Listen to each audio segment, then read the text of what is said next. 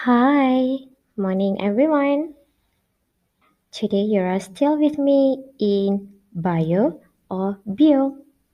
Okay, are you ready for our next lesson?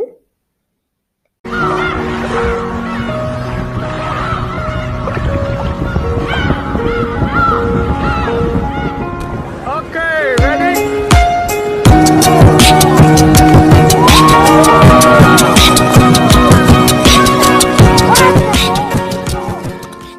Okay, today I'm gonna teach you still in biology from 5 KSSM, but for today I'm proceed with 1.2 meristematic tissues and growth. You have learned before 1.1 organizations of plant tissues. So today we proceed with 1.2 meristematic tissues and growth.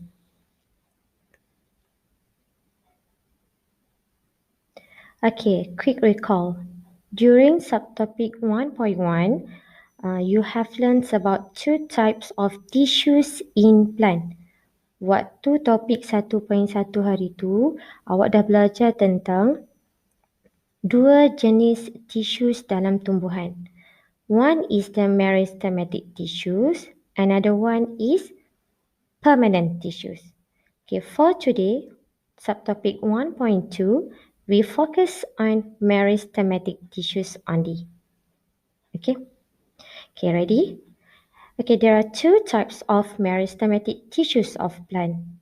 One is apical meristem, another one is lateral meristem.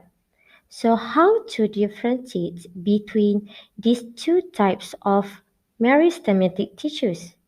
Macam mana awak nak tahu yang mana satu apical meristem, yang mana satu lateral meristem? Okay, cara dia, recall balik waktu awak dah belajar dalam subtopik 1.1.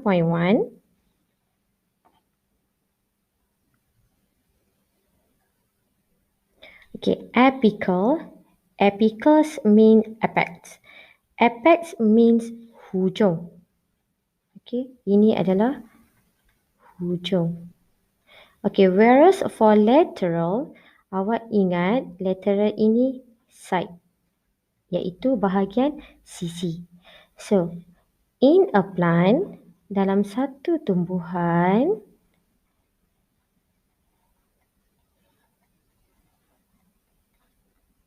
awak akan jumpa macam ni.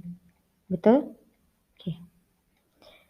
Apical meristems located at the tip, hujung of plant, hujung tumbuhan. So dekat mana hujung tumbuhan? Hujung tumbuhan dekat bahagian paling bawah dan juga dekat bahagian yang paling atas. So apical meristem, hujung, tips of plant. So tips of plants, there are two tips of plant. Ada dua hujung tumbuhan. Satu plant shoots, another one is plant root. Hujung tumbuhan ini ada dua jenis. Satu dekat hujung pucuk, satu lagi dekat hujung akar. So ini adalah plant shoot. Okay, ini adalah plant shoot. Hujung pucuk. Dan ini adalah plant roots, iaitu hujung akar. Okay, tips of plant roots. Okay, this is tip of plant shoots. Ini adalah tips of plant root. Okay, hujung kedua-dua hujung ini, tips of plant shoots and tips of plant roots ini, we consider it as apical meristem. So where is the lateral meristem? Dekat bahagian sisi. Okay, mana lateral meristem? So lateral meristems awak boleh jumpa dekat dua tempat.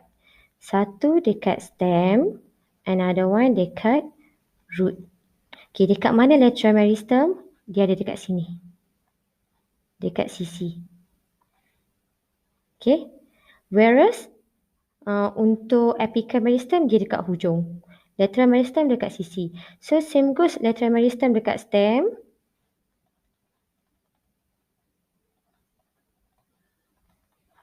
Dekat stem ada satu lagi lateral meristem iaitu dekat akar.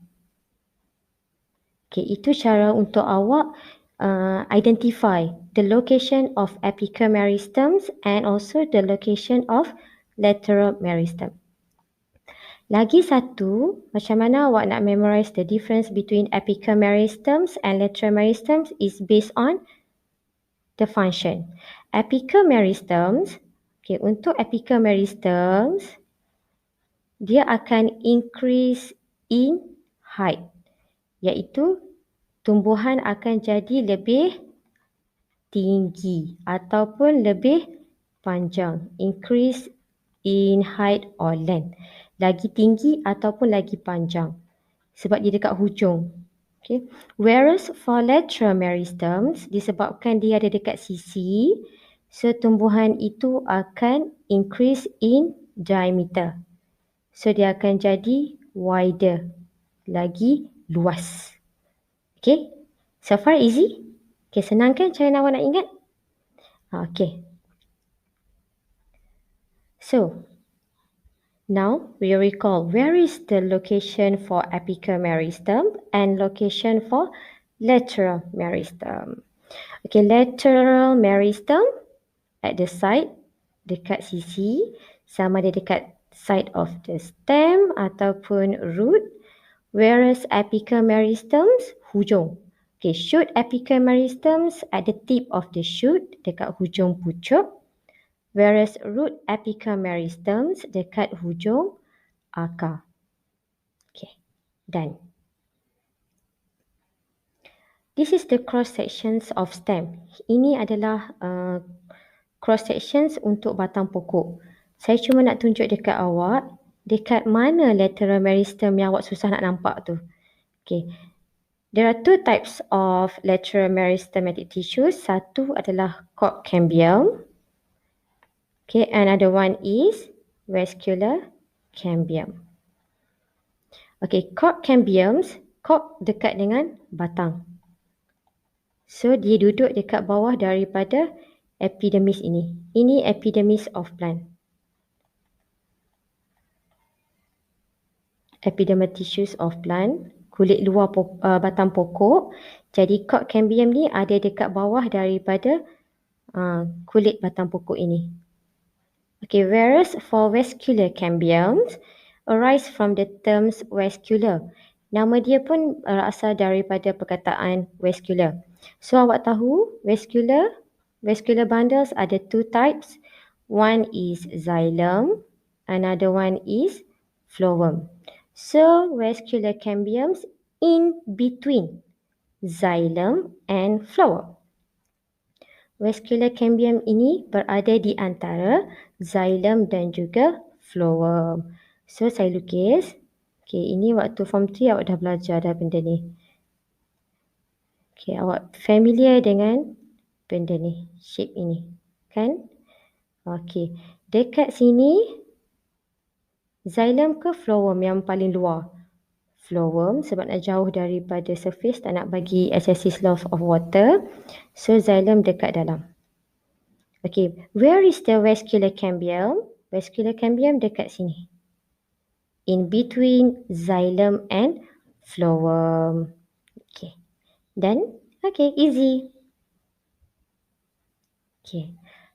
Now, we proceed with the zone of cell growth. Okay, there are 3 zones of cell growth. In order for the cell to grow, the plants are required to undergo these 3 zones. Okay, untuk tumbuhan itu membesar, tumbuhan itu perlu menjalani 3 zone of cell growth ini.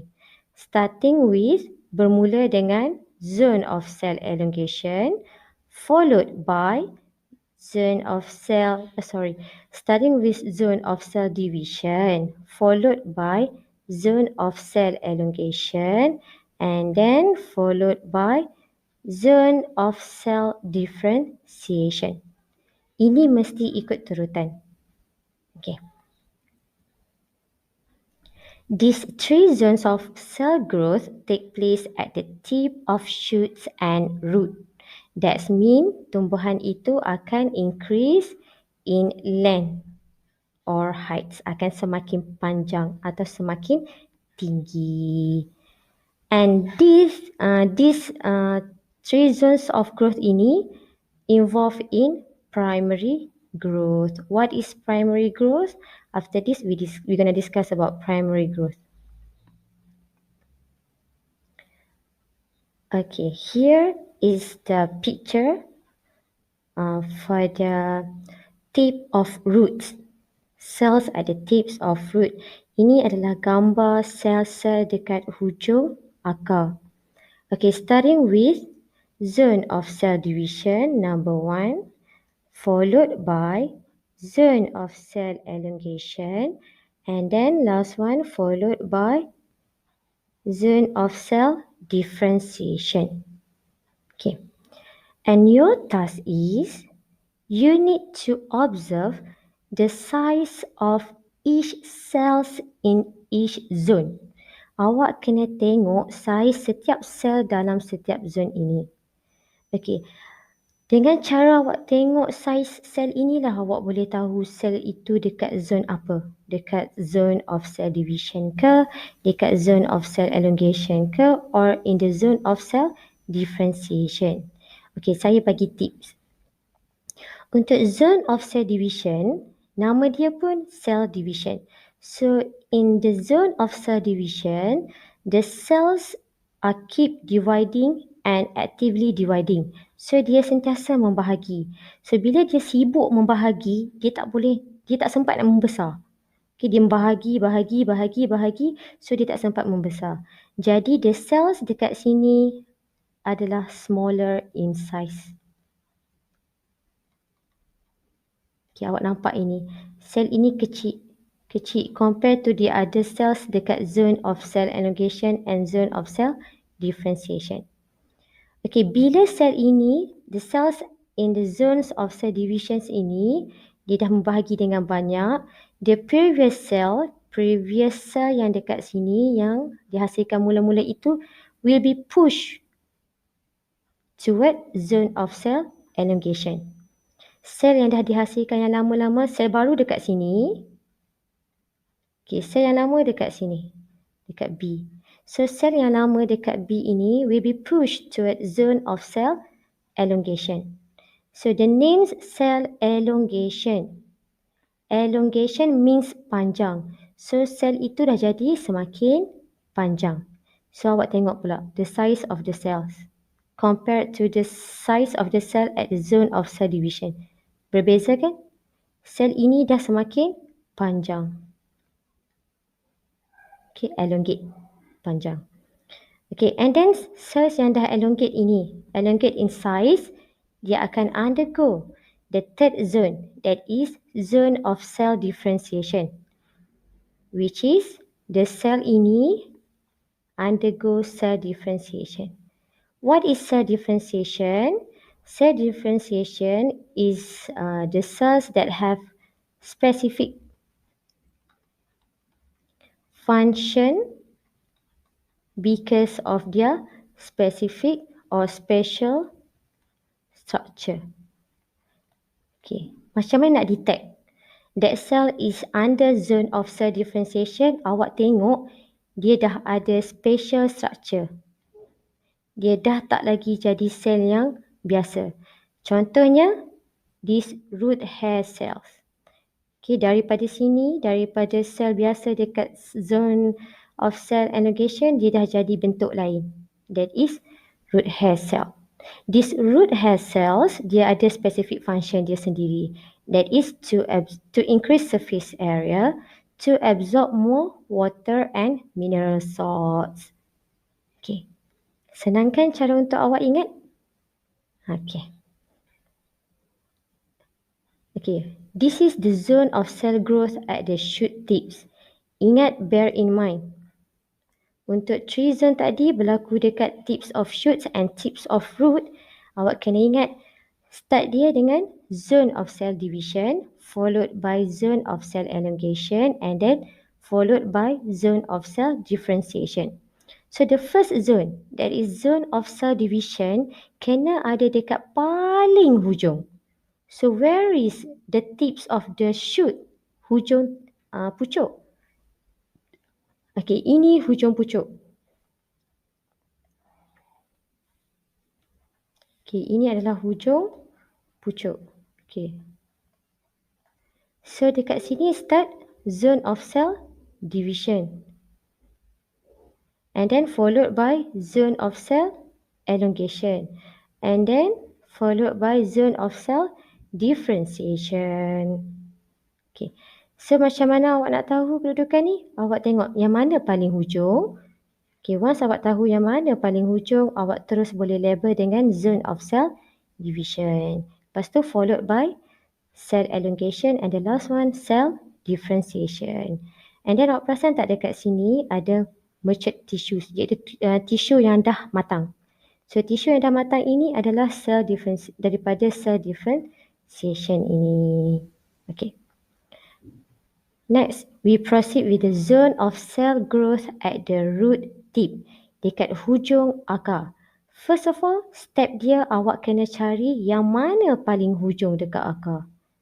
So ini adalah yang paling hujung. Tips of root. Ini paling hujung. So dia akan start dengan zone of cell divisions at the tips, followed by zone of cell elongation, and the last one, zone of cell differentiation. Okay, the difference between cell growth at the root tip and the cell growth at the shoot tips adalah, awak perasan tak? There is another structure, that is root cap. Dekat root tip, dekat hujung akar ada root cap. Bear in mind, root caps tak involve dalam zone of cell division. Okay, dia tak involve dalam zone of cell division. Why? Because root cap actually dia pun arise daripada sel dekat cell division. Maksud dia, the cells in the zone of cell division divides to form cells in the root caps. And these root caps ini dah keras. Because root cap ini ada function dia sendiri. Okay, to penetrate the soil. Sebab itu dia kena keras sebab dia nak penetrate the soil. So tak akan berlaku cell division in the root caps. Okay. Now, recall back 3 zones of cell growth. Start with the zone of cell division, followed by zone of cell elongation, and the last one, zone of cell differentiation. Okay, the first zone of cell growth is zone of cell division. What happens in the zone of cell division? Okay, we're going to discuss one by one. Okay, in the zone of cell divisions, okay, cell division will take place in the apical meristem. That means in the tips of shoots or the tips of roots. And in the zone of cell divisions, the cells are actively dividing. Okay, by process mitosis. So once the cells are keep dividing, this cell will produce new cells. So sekali dia membahagi, dia akan hasilkan 2 cells. And kalau dia membahagi dengan banyak, that cells will keep producing new cell which will increase the number of the cells at the tips of shoots and the tips of root. Okay. Okay, once the number of cells increase in the zone of cell division, the plant stem and root will be elongated. Okay, maksud dia, kalau hujung pucuk ini sentiasa membahagi sel dia, so dia akan semakin elongate, semakin memanjang ke atas. Kalau root pula, the tips of root yang sentiasa membahagi ini, So root ini akan jadi semakin panjang. Okay. When the new cells are forming, the cell forms previously are pushed toward the zone of cell elongation. So kita recall balik. Ini contoh dia, saya bagi tips of root, hujung akar, ada root cap, and then ada cells yang dekat zone of cell division. So, sel dekat bahagian ini yang dihasilkan previously ini will be pushed toward zone of cell elongation. Sel yang baru akan dihasilkan semakin ke hujung. Okay. Okay, in the zone of cell elongation, the second zone in the cell growth. In the zone of cell elongation, awak tengok diagram ni, nanti saya terangkan. Okay, in the zone of cell elongation, the cell will increase in size. Why the cell increase in size? Okay, this is due to 3 factors. One is water diffusion. Okay, must be in osmosis. Second one is absorptions of nutrients into the cell. And the third one is the stored nutrients in the vacuole. Okay, based on the diagram, saya terangkan berdasarkan diagram ini. Okay, the blue color ones yang awak tengok ini adalah vacuoles yang kecil-kecil. Okay, ini adalah cells yang asalnya dekat zone of cell division. And then, the vacuole will increase in size sebenarnya. Okay, vacuole dulu yang akan increase in size dengan cara water diffuse into the cell by osmosis. So, excess water akan masuk ke mana? Excess water will enter or move or diffuse into the vacuole. So, ada banyak water as well as mineral salts yang akan masuk dalam vacuole. At the same time, ada juga nutrients yang akan masuk and being stored in the vacuole. So, what will happen to the vacuole? Vacuole will increase in size. Awak nampak ini vacuole kecil akan jadi semakin besar. Okay. One because of water diffuse into it, another one is because of absorptions of nutrients and stored nutrients in the vacuole. And then what will happen to the vacuoles? Apa jadi pada vacuoles ini? These vacuoles, okay, these small vacuoles akan combine together, dia akan bercantum satu sama lain until it forms one big vacuole. Sehingga dia membentuk satu vacuole yang membesar bila dia bercantum. Fuse maksud dia cantum. Okay. So once again recall, how does the cells in the cell elongations increase in size? Okay, the small vacuoles, yang banyak-banyak vacuoles kecil-kecil ini fuse together, bercantum satu sama lain to form larger vacuoles. How? By absorbs more water being diffused banyak-banyak, as well as the nutrients being stored and absorbed. Kemudian these vacuoles yang bigger in size ini akan fuse together lagi, cantum lagi sampai jadi one big vacuole. And this process, we call it as vacuolation. Okay, got it?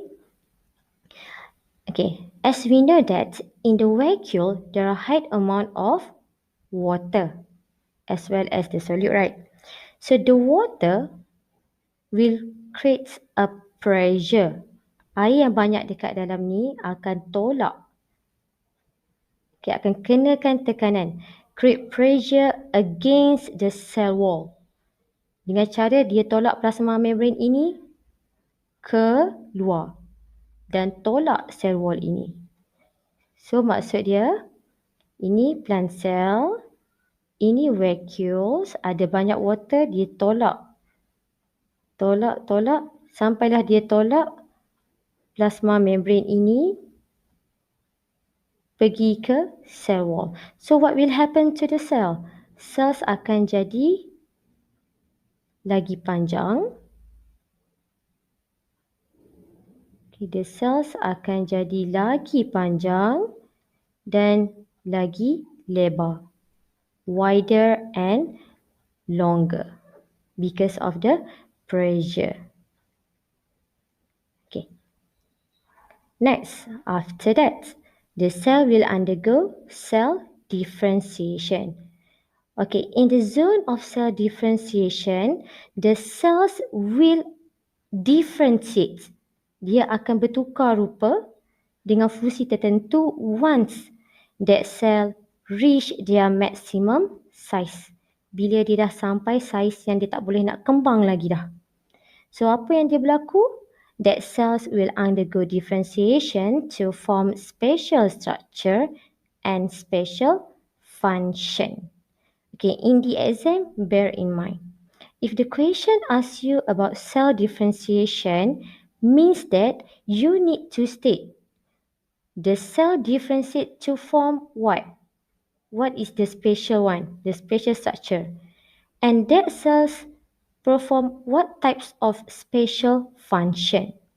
Okay, itu cara untuk awak jawab exam for the cell differentiation. Okay, examples of the cells that undergo differentiation is the gut cell. Okay, so awak boleh cakap macam ni. This is how you create full sentence to score full marks. Okay, in the zone of cell differentiation, the epidermal cells in the leaf differentiates. You use term differentiates means that you're gonna change. Dia akan berubah. Differentiate to form new or special structure that is gut cell that has special function or specific function to control the opening of stomata. Okay, itu cara untuk awak dapat full marks. Untuk awak explain cell differentiation. Awak kena cerita apa itu special structure dia, such as gut cell. Apa itu specific function dia, control of stomata, opening of stomata. Okay, second example. Epidermal cells in the roots differentiate to form special structure that is root hair cells that carry out specific function that is increase surface area to absorb more water. Okay, got it.